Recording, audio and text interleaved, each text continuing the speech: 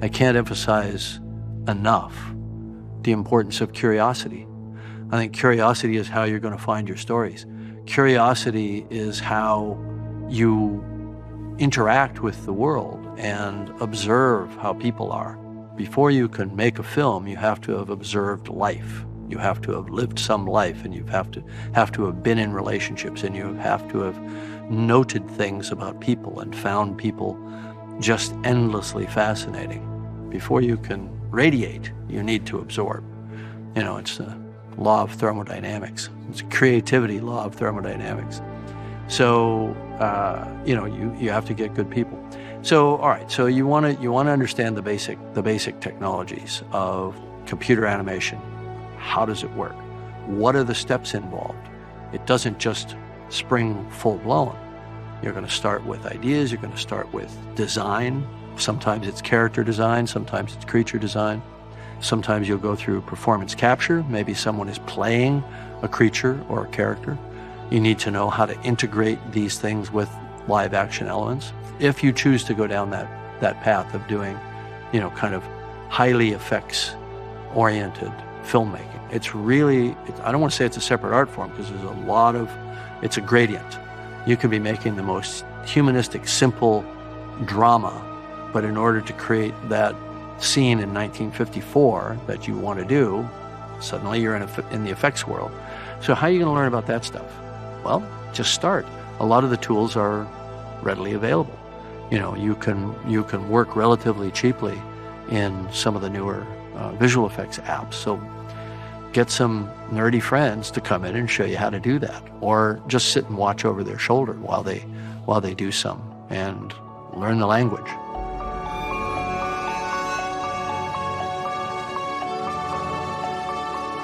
Personally, I think it's really important to understand all the jobs on the set and all the jobs associated with making a film. So as one is coming up and trying to find your place in the ecosystem of filmmaking, I think it's a really good idea to try a bit of everything.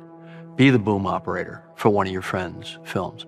Understand how cameras work. Learn to understand how lenses work. Don't fall into the trap that a lot of filmmakers do early on when they come to it from, let's say, writing, or they come to it from acting, you know, because there tends to be this sense of dividing the process of filmmaking into the humanistic, empathetic, sort of internal, you know, actor and writing kind of side of it. And then there's all that technical stuff that people do. I think it's important to remember that, first of all, it's a fusion of both of those sides, and you have to inhabit that dualism where you can speak to the actors, you can talk to the writers, you understand the inner landscape of all the characters, and at the same time, you can ask for a certain lens and know what it'll do. You can talk to the DP about a backlight, you know, or desat, you know, whatever it is, whatever stylistically you're trying to do. I think it's really critical to not sort of categorize oneself going in as a technical filmmaker or a humanistic filmmaker, but understand that they're two sides of the same coin, and you really can't be operating in the role of filmmaker without understanding both sides of those. And that's one of the things that I believe in and try to do in my own life, not get too drawn into the technical side of it. So the more you have the technical expertise, and it doesn't have to be expertise like you're going to go out and offer yourself to the industry as a top sound person or a top dolly grip or whatever. It's enough to be able to speak the language, because the art of film directing is the art of making it happen in real time at that moment when everything has come together.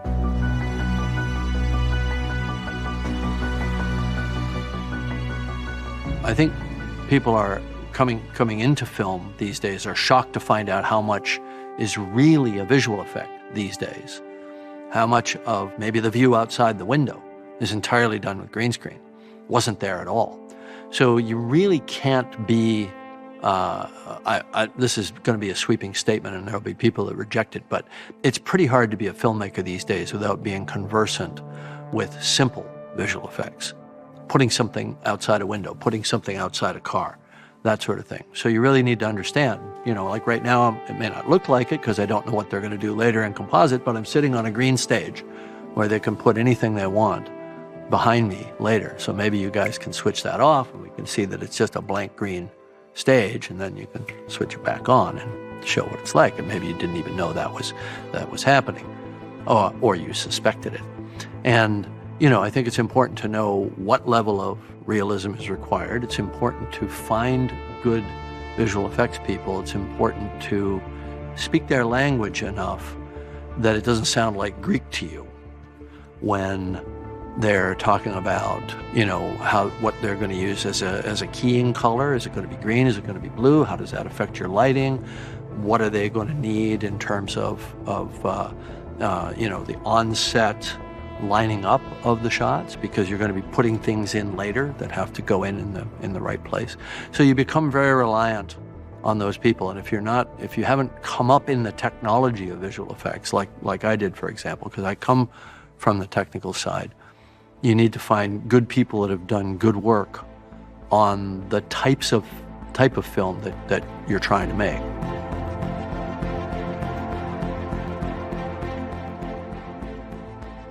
I've heard filmmaking described, I think, best as you're laying track in front of a moving train. The train is not going to stop. And so the decisions that you make in that real time are going to be the sum total of everything you've learned along the way, and your instinct, which I've already talked about. And to a large extent, they're kind of irrevocable. And it's important to come prepared. Fortune favors the prepared mind. So what's your preparation? Well, you're storyboarding and you're writing and you're I don't want to say pre-visualization, because that's a process, and it's a process shared with other people. I'm talking about your pre-imagining of the scene. Run that scene in your mind. Imagine what it can be. Once you're cast, imagine it with those actors. Maybe you don't have to imagine it. Maybe you do a fair bit of rehearsal. Maybe you even tape some of the rehearsals. Maybe you tape the auditions and actually cut the scene ahead of time. I've done that as well. Cut the scene, understand your scene before you go into it.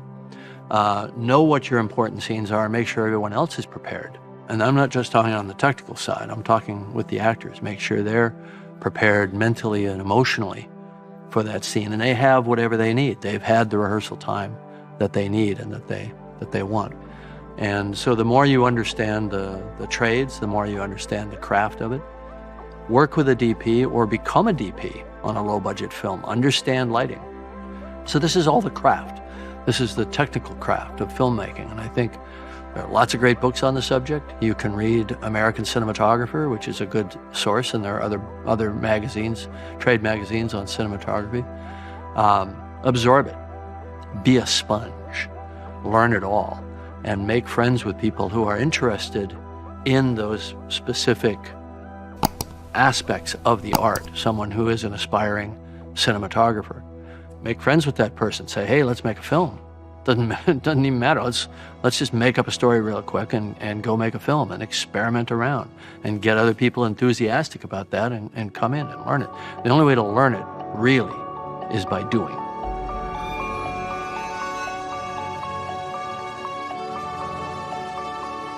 I think the thing that's important to remember about film is that it's a collaborative medium. So there's a team, there's a bunch of people, but somebody needs to lead that team in real time. So the director is kind of like a war president, in the sense that you don't have time to take it out to committee. You're dealing with stuff that's coming at you, 1,000 questions a day, 1,000 little decisions a day. Do another take, don't do another take, do this, do that, red wardrobe, green wardrobe, whatever. So it's a system that sort of rewards, in a sense, a kind of autocratic system. And for me personally, my journey around the leadership of how you do this started with me being, kind of a tin pot dictator, because the movie was the most important thing. And everybody served the movie. And I was the representative of the movie. And so, I think I was rough on people. I don't think I was cruel. I was just rough because the pace of events demanded it and all that sort of thing. But what I've learned over time is that people don't do their best work if they're not respected and appreciated and have a voice. And so if I've learned one thing that I would like to go back and do differently, it's not necessarily the choice of lenses or the choice of dialogue or anything within the films themselves. It's the nature of the working relationship. I could have listened more. I could have been less autocratic. I could have not made the movie more important than the human interaction of the crew. And it shouldn't be. Because I think when we start out as filmmakers, we tend to think that the movie's the world, and it isn't. You know, and years later you realize, well, I'm still here and all those people are still around, and the movie is, everybody's forgotten it. You know, I think somebody like Ron Howard, who is innately a team player, who came up in the culture of a television show from the time he was a kid, he's great at it. When I first saw him work, I was dumbfounded. It's like, wow, he takes a lot of time complimenting people. You know, what's he on about here? You know, and I aspire to even to today to try to be my inner Ron Howard. Thanks, guys. Well done. Thank you. Fun. Thank you. Fun. And I've told him this, by the way. This is no secret, because I think that's how it's done. And he's a great filmmaker. He's a fine filmmaker. So the two are not mutually exclusive.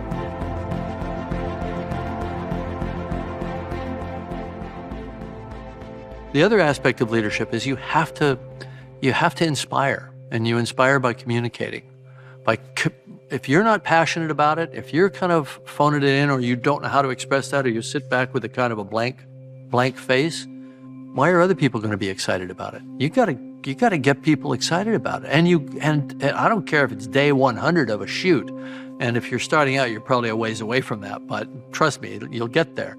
I don't care if it's day 100 of a shoot. You got to come in with that enthusiasm. You got to have that lightness in your step.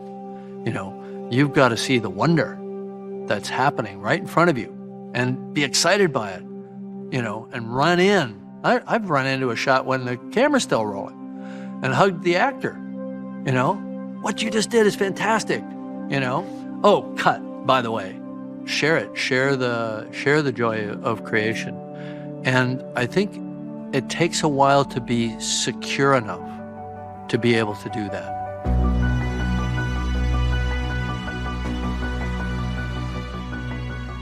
Film is about compromise. It's all about compromise. But it's not compromising from some crystal vision that already exists. I always say it's a process of working with a group of people to get that picture to come more and more into focus. So I can use the example of creating elements for a fantasy world or a science fiction world. And a whole bunch of designs start to come in, and you work with artists. And you look at something and you say, oh, that's interesting. I hadn't seen it that way. Let's pursue that idea. And somebody else will come with a different drawing and say, well, that's kind of interesting too. Let's pursue that idea. And at a certain point, one speaks to you a little more than the other, and you make a decision.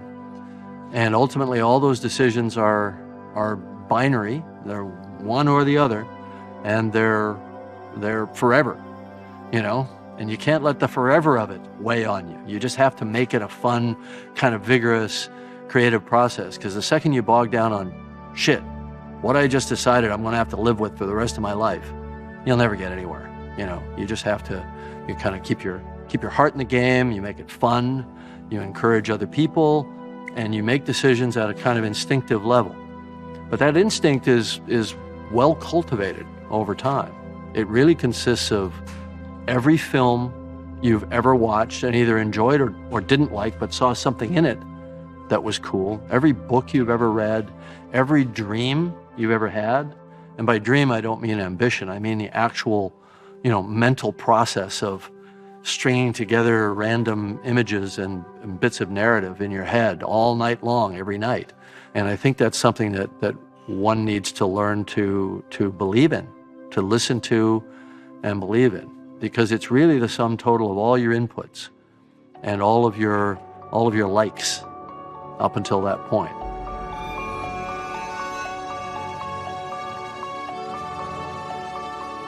It's people that are rabbit scared and rigid and holding onto their storyboards like this that can't see the magic and can't incorporate it. So you got to get past that.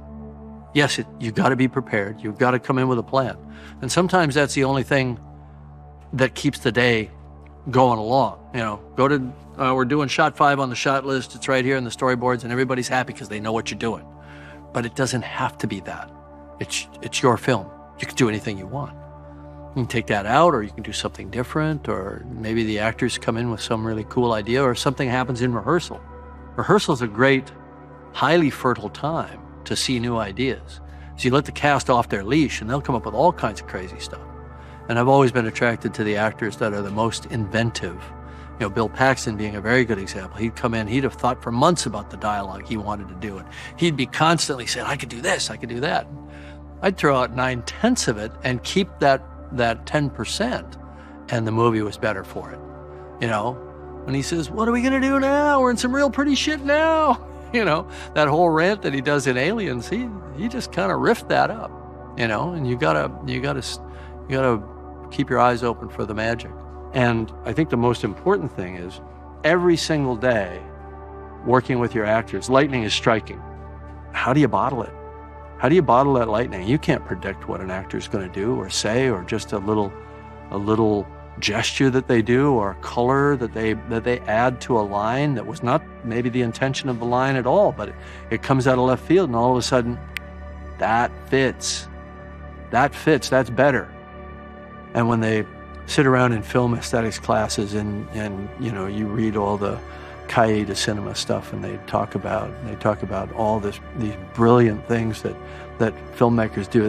They tend to forget the fact that most of those movies didn't have very big budgets, and people were just doing what they could do in the moment, you know, and something great came out of it. It's not quite the highly precise process that people think it is. And a lot of the things that we applaud in movies were basically happy accidents on the day. And I don't want to say accidents. I want to say there were moments of taking the opportunity, seeing something happening, maybe some particular configuration of where the sun was at the location at the time. And instead of doing the shot that way, you decide to move everything over to here to take advantage of it. All filmmaking is kind of combat, in the sense that you're going into a highly fluid situation. Instead of having a defined enemy, your enemy is entropy. Your enemy is that tendency of the universe to go from a state of order to disorder. But you can be prepared to the extent that you have confidence and you have options. You can switch track, you can go around. I mean, I think of filmmaking like water flowing inevitably downhill goes around rocks, doesn't go through them. So you got to go around the obstacles. You got to be that flowing water.